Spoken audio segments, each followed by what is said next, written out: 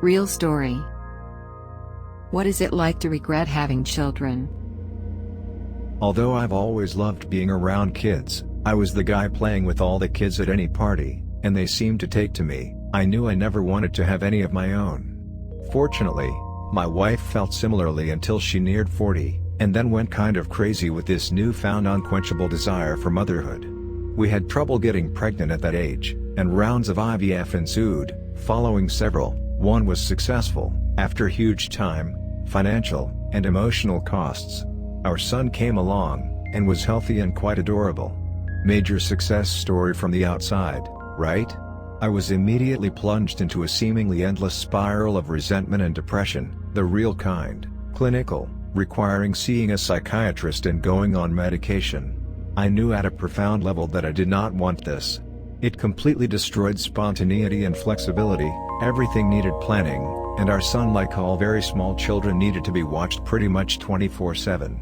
All our friendships were put on hold, since getting out of the house even for planned things was difficult. Work and other obligations were missed whenever he got the sniffles. As he grew, things got better, somewhat.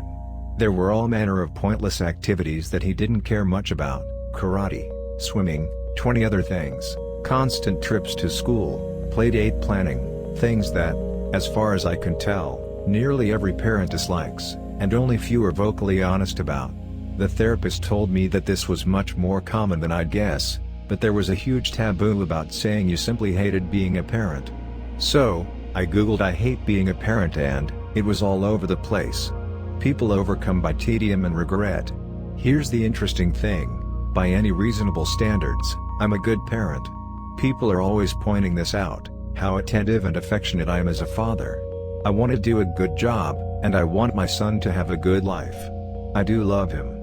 I just wish that someone else would be actually enjoying the process of raising him, since on an objective and subjective level, my own life is just markedly less enjoyable since he came along. That's simple honesty. The best analogy would be that, instead of being yourself, you're enacting a script, day in and day out, this pretending to be enthusiastic about something you hate. It would wear you down. You'd long to break free of it and be yourself again. My wife knows all this, and is constantly upset by it. There's no sense of "you sacrificed your own happiness so I could achieve my dream of being a mother instead." It's more like there's something wrong with you for reacting this way, and that alone has put a serious strain on the relationship. At the worst times, I've thought of walking out, but I could never do that to my son. Too many marriages in my extended family have fizzled, leaving the kids lost. But, to be honest, there are times when I just stand there and want to bang my head against the door frame. I just loathe being a parent so much. He's almost 10 now, and I console myself that there are 8 years more of this, then college. I think I can make it until then without losing it, especially since, although he's a very difficult child, he's gradually getting easier and not requiring such constant monitoring. I wrote this for 2 reasons. First, for others who may be thinking I think I won't like being a parent, but everyone thinks I should have kids, and maybe I'll love it. Yes, just possibly, but, if you don't, you will be massively miserable. Second, for those who have a knee-jerk reaction of "how can you say you don't love your own child?"